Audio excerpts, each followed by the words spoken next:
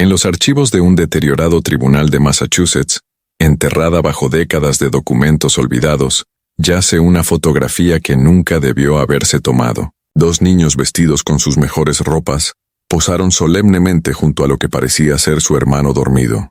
Pero Herbert Prescott no estaba dormido. Había muerto hacía 3 días cuando esta imagen fue capturada en noviembre de 1858. Lo que la cámara registró, sin embargo, más tarde revelaría uno de los secretos familiares más perturbadores de la historia estadounidense. Una sangre tan envenenada por generaciones de endogamia, que la misma muerte se confundía sobre cuándo reclamar a sus víctimas.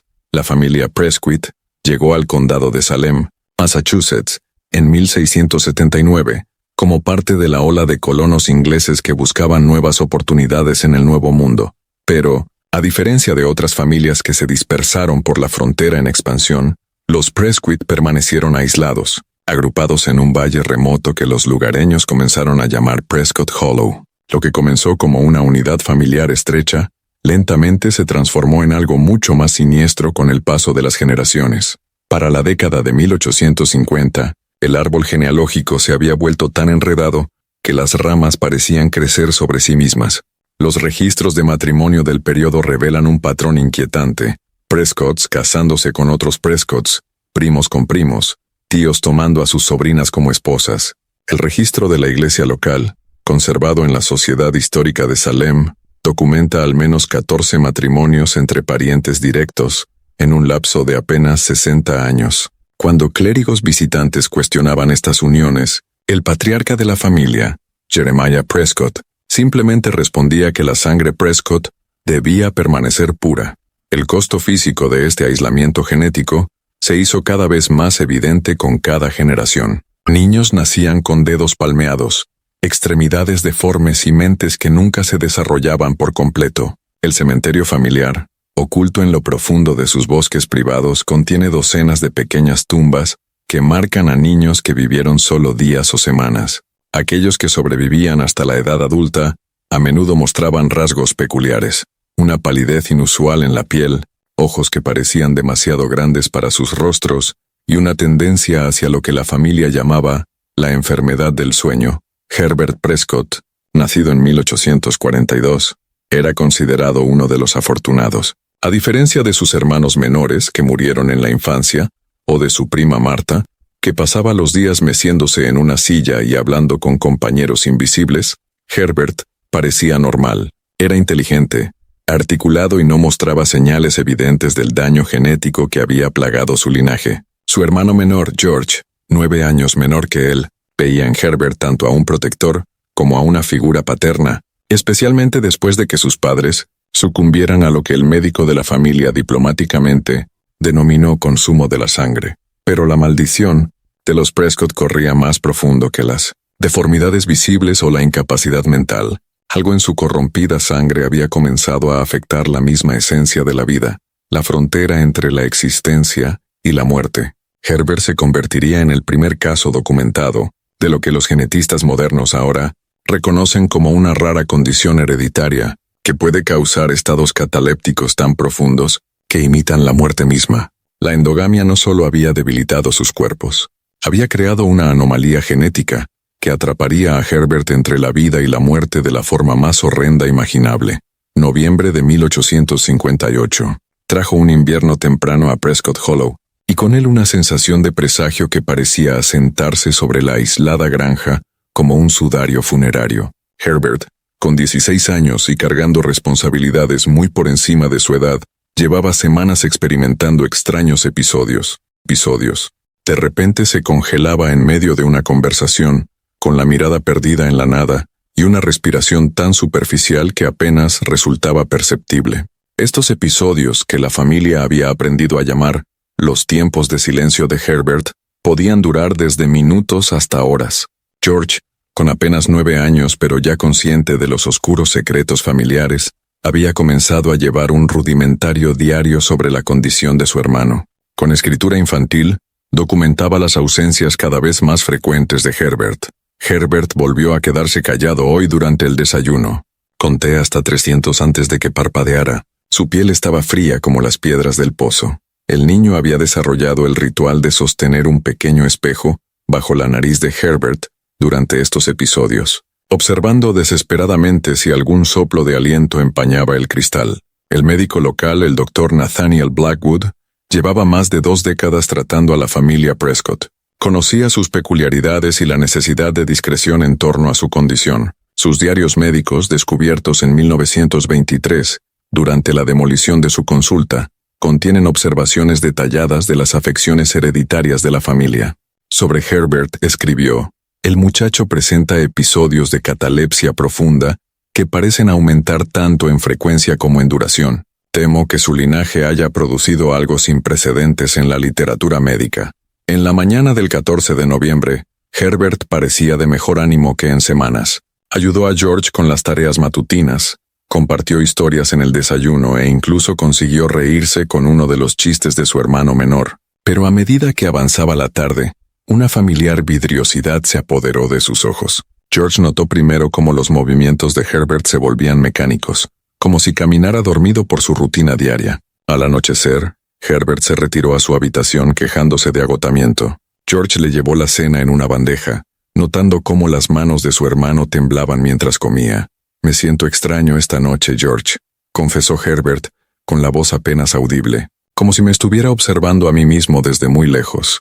Esas serían las últimas palabras coherentes que Herbert Prescott pronunciaría jamás. Cuando George fue a verlo a la mañana siguiente, encontró a su hermano tendido perfectamente inmóvil, con los ojos cerrados, el rostro sereno y sin signos detectables de vida. El Dr. Blackwood llegó al cabo de 1 hora y llevó a cabo el examen más exhaustivo posible, dadas las limitaciones médicas de 1858.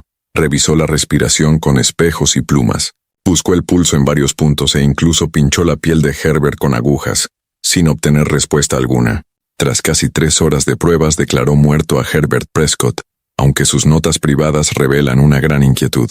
«He declarado la muerte, aunque algo en este caso me perturba profundamente.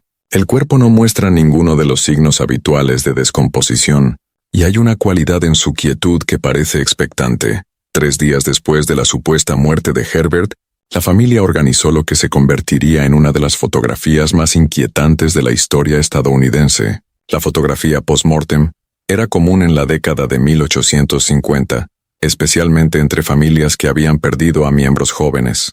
Pero la Comisión Prescott sería distinta a cualquier otra en la carrera de 30 años del fotógrafo James Whitmore. Whitmore había construido su reputación fotografiando a los muertos en todo Massachusetts, desarrollando técnicas que lograban que los cadáveres parecieran reposar pacíficamente, rodeados de familiares dolientes.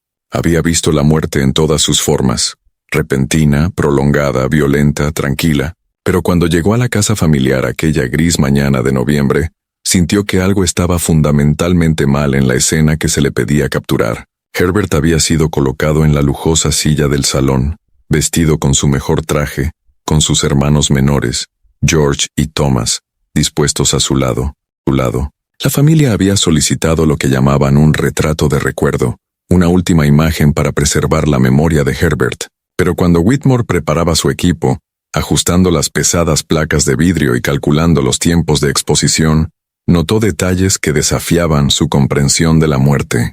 La piel de Herbert conservaba un leve calor cuando Whitmore, por accidente, rozó su mano al acomodar la silla. Más inquietante aún era el tenue color en sus mejillas. No era la palidez cerosa de los muertos, sino algo que sugería que la sangre aún se movía bajo la superficie. Las notas de Whitmore de aquella sesión, preservadas en los registros de su estudio, revelan su creciente inquietud. «El difunto se presenta de manera muy inusual.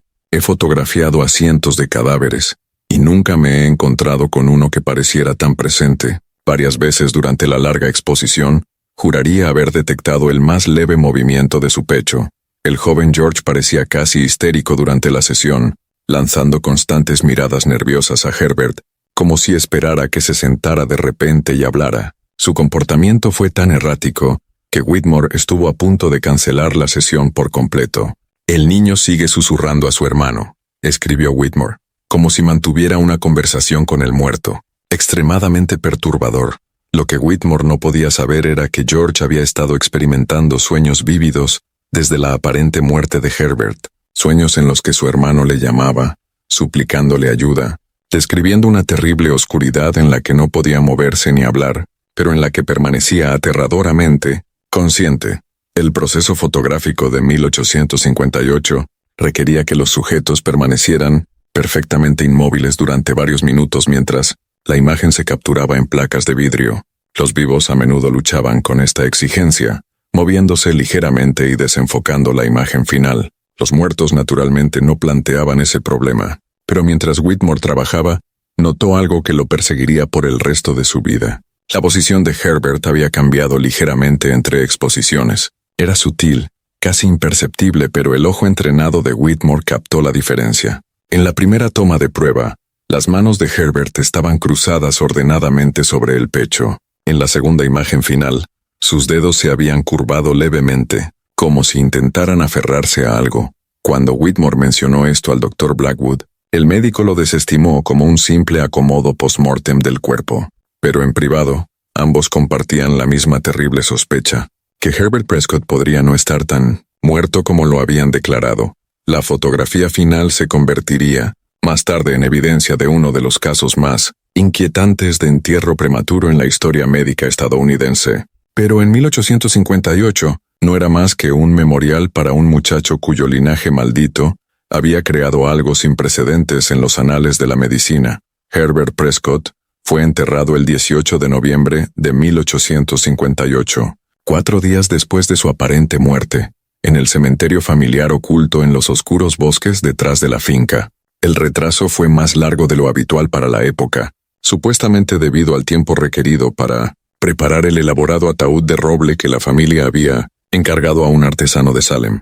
Pero las entradas del diario de George de este periodo sugieren una razón distinta para la demora. La familia estaba profundamente dividida sobre si Herbert estaba realmente muerto. Las crudas pero sobrecogedoras anotaciones del niño revelan un hogar en plena agitación psicológica.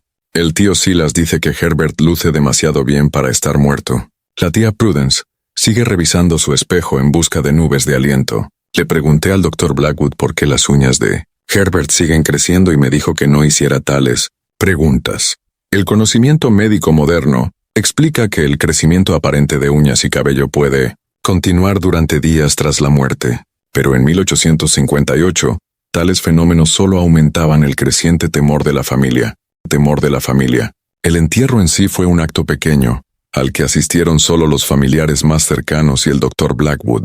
La familia Prescott siempre había sido reservada en cuanto a sus asuntos, y generaciones de endogamia los habían dejado con pocas conexiones con el mundo exterior. Mientras el ataúd de roble descendía a la pedregosa tierra de Nueva Inglaterra, George escribió más tarde que escuchó lo que sonaban como golpes apagados desde dentro de la caja de madera. Cuando lo mencionó a su tío, le dijeron que era simplemente el acomodo del cuerpo de Herbert, y le advirtieron que nunca volviera a hablar de tales cosas. Pero las pesadillas de George apenas comenzaban. En las semanas posteriores al entierro, el niño experimentó sueños cada vez más vívidos que parecían más visitas que simples alteraciones del sueño. Se despertaba en medio de la noche convencido de haber escuchado a Herbert llamándolo desde algún lugar profundo bajo tierra. Las entradas de su diario en este periodo se vuelven cada vez más frenéticas. Herbert vino a mí otra vez anoche. Intentaba decirme algo importante, pero no pude entender las palabras. Su boca se movía pero no salía sonido. Se veía tan asustado. Mientras tanto, el Dr. Blackwood realizaba su propia investigación sobre la historia médica de la familia Prescott. Lo que descubrió en registros de iglesias y Biblias familiares lo horrorizó.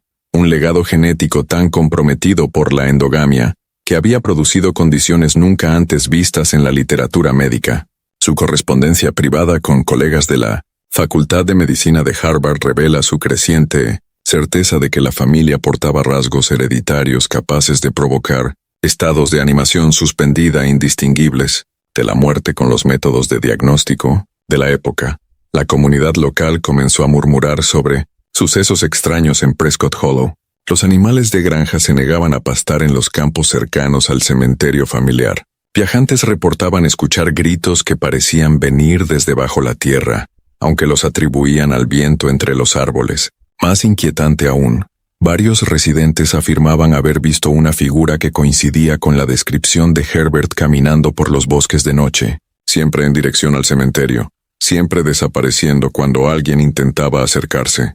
El comportamiento de George se volvió cada vez más errático. Pasaba horas sentado junto a la tumba de Herbert, manteniendo conversaciones unilaterales con la tierra.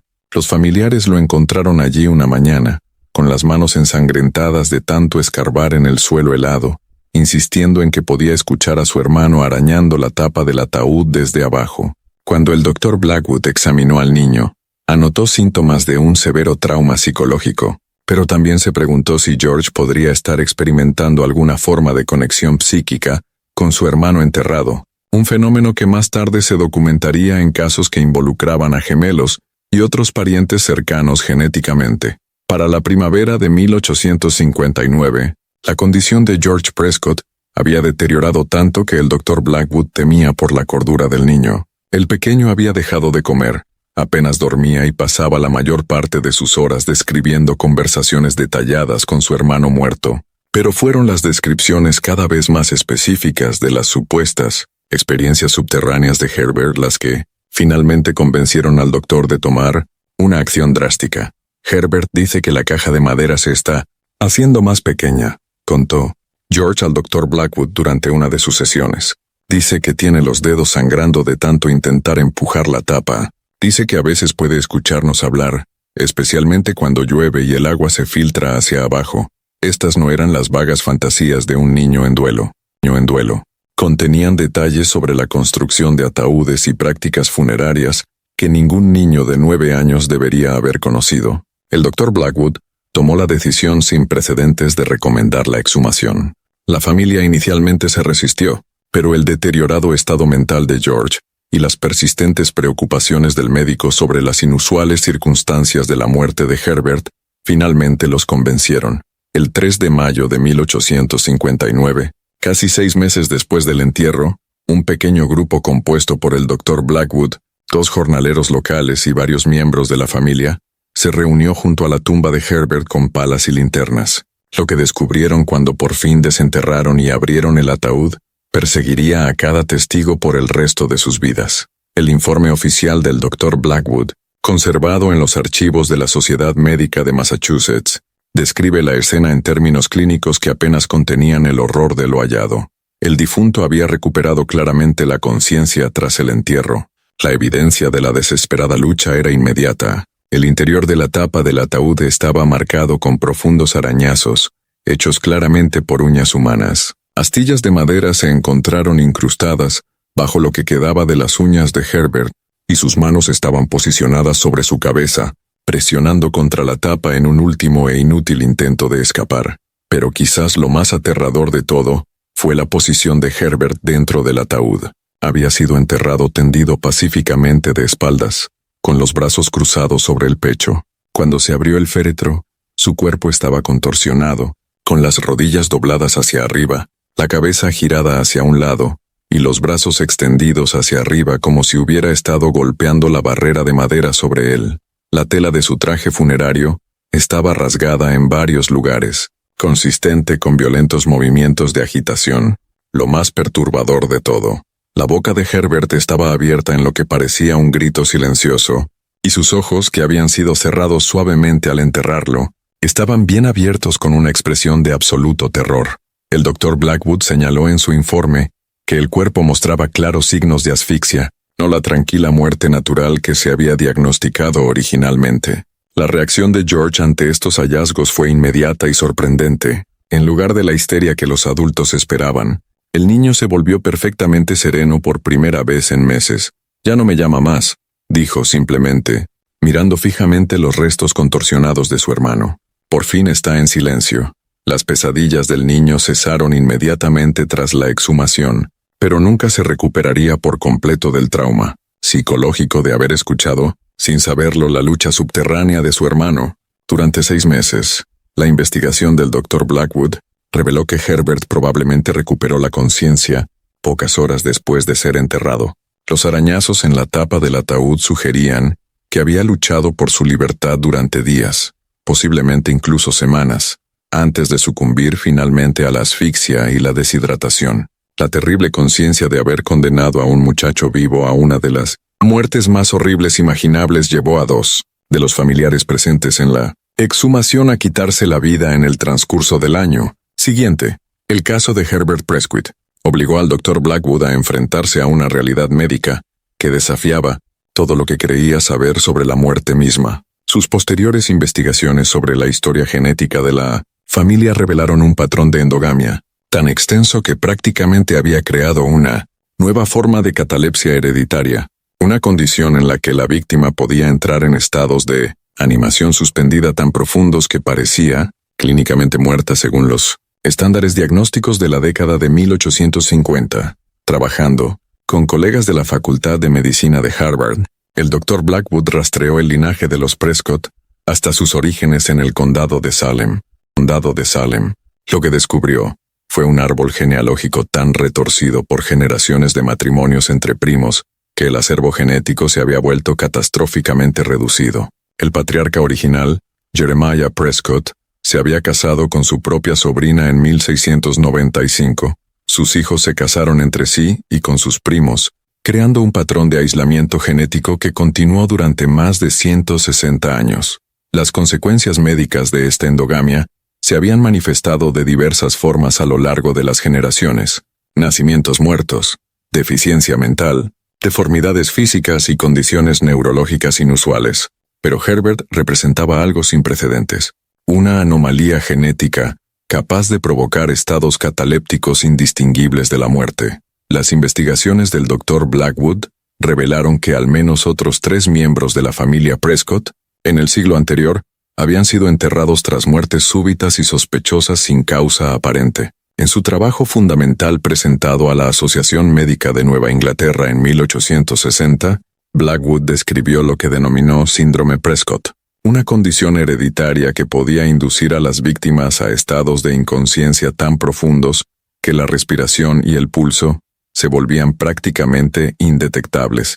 A diferencia de la catalepsia común, bien documentada en la literatura médica, esta condición parecía ser desencadenada por el estrés o la enfermedad, y podía durar días o incluso semanas. El artículo incluía un análisis detallado de registros de matrimonio, certificados de nacimiento y actas de defunción de 5 generaciones. El patrón era innegable, un sistema genético cerrado que había amplificado rasgos neurológicos raros hasta convertirlos en características dominantes. Blackwood teorizó que los mismos factores genéticos que causaban las anomalías físicas y mentales de la familia habían creado también una forma única de catalepsia que imitaba la muerte tan perfectamente que incluso médicos entrenados podían ser engañados. El análisis genético moderno de los registros preservados de la familia Prescott ha confirmado las sospechas de Blackwood.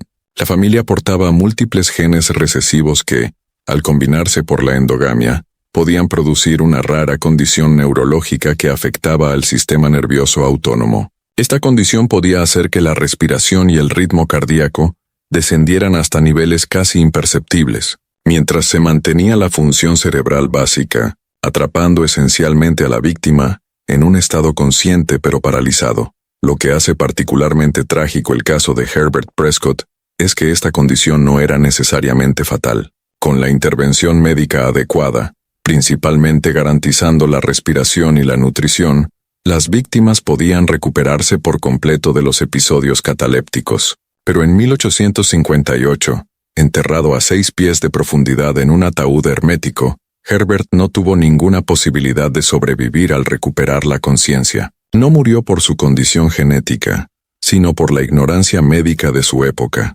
Las implicaciones psicológicas de la experiencia de Herbert son casi demasiado horribles para contemplarlas. Los investigadores modernos estiman que probablemente permaneció consciente y lúcido durante toda la duración de su encierro bajo tierra. Comprendió exactamente lo que le había ocurrido. Supo que había sido enterrado vivo por error, y entendió que su familia lo creía muerto. La angustia mental de esa realización, combinada con la agonía física de una lenta asfixia, representa una de las muertes más aterradoras jamás documentadas en la literatura médica. El descubrimiento del verdadero destino de Herbert Prescott sacudió a la comunidad médica, mucho más allá de Nueva Inglaterra. Los hallazgos del Dr. Blackwood se publicaron en revistas médicas de América y Europa, cambiando de manera fundamental la forma en que los médicos abordaban el diagnóstico de la muerte. El caso se convirtió en estudio obligatorio en las facultades de medicina, no solo como ejemplo de error diagnóstico, sino como advertencia sobre los peligros del aislamiento genético. La familia Prescott nunca se recuperó de la revelación. George, aunque liberado de sus pesadillas, quedó marcado psicológicamente de por vida. Nunca se casó, nunca tuvo hijos y pasó sus años restantes documentando obsesivamente la historia genética de su familia en un intento por evitar futuras tragedias. Sus diarios manuscritos, descubiertos en las ruinas de la finca familiar en 1923, contienen cientos de páginas detallando las anomalías físicas y mentales que plagaron a cada generación de los Prescott. La línea familiar terminó efectivamente con la muerte de George en 1891. Los pocos primos Prescott que quedaban se dispersaron por todo el país, abandonando el apellido maldito y tratando de escapar de su legado genético.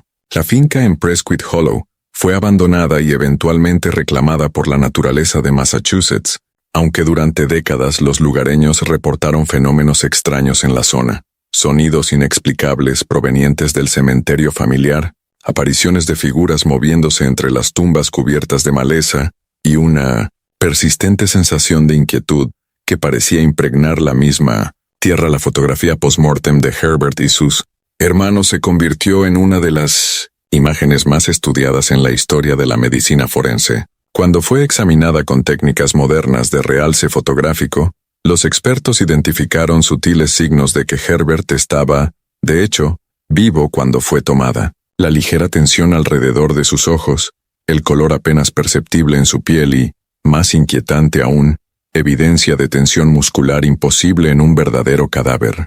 Tal vez lo más escalofriante es que un análisis digital avanzado reveló lo que parece ser la más leve sugerencia de movimiento en los dedos de Herbert durante la larga exposición requerida por la fotografía de 1858. Algunos expertos sostienen que esto podría explicarse por procesos post-mortem naturales, pero otros creen que representa los últimos movimientos conscientes de un niño atrapado en una pesadilla viviente, incapaz de señalar su desesperada necesidad de ayuda. El caso de Herbert Prescott influyó en la práctica médica durante generaciones. Los periodos obligatorios de espera antes del entierro se convirtieron en un procedimiento estándar, y se desarrollaron nuevas técnicas para confirmar la muerte, diseñadas específicamente para evitar tragedias similares. El caso también contribuyó al creciente temor victoriano al entierro prematuro, dando origen a toda una industria de ataúdes de seguridad equipados con campanas, tubos de respiración y otros dispositivos que permitían a los enterrados accidentalmente pedir ayuda. La genética moderna ha revelado que la condición de la familia Prescott probablemente fue causada por una combinación de genes recesivos raros que se concentraron a lo largo de generaciones de endogamia. Se han documentado condiciones similares en otras poblaciones aisladas, aunque ninguna tan severa como la que padecieron los Prescott. El trágico legado de la familia sirve como un recordatorio claro de las consecuencias biológicas del aislamiento genético y de la importancia de la diversidad genética en las poblaciones humanas. Hoy en día, la fotografía original de los hermanos Prescott se conserva en los archivos de la institución Smithsonian, donde continúa perturbando tanto a visitantes como a investigadores. Quienes estudian la imagen suelen reportar una inexplicable sensación de inquietud, como si la conciencia atrapada de Herbert permaneciera de algún modo presente en aquel momento capturado. Ya sea el poder de la sugestión o algo más profundo, sigue siendo un misterio que fascina a quienes se atreven a mirar de cerca los ojos de un niño que murió 2 veces, una en el mundo de los vivos y otra en la oscuridad bajo la tierra, donde nadie pudo escuchar sus gritos. La historia de Herbert Prescott nos recuerda que los relatos más horribles no suelen ser ficción, sino las realidades documentadas de nuestro pasado, momentos en los que la ignorancia, la tragedia y la desgracia genética se combinaron para crear pesadillas que ningún ser humano debería soportar. Su legado vive no solo en los libros de medicina, sino como un recordatorio inquietante de que a veces, los peores monstruos no son seres sobrenaturales, sino las limitaciones del conocimiento humano y la cruel indiferencia del destino mismo.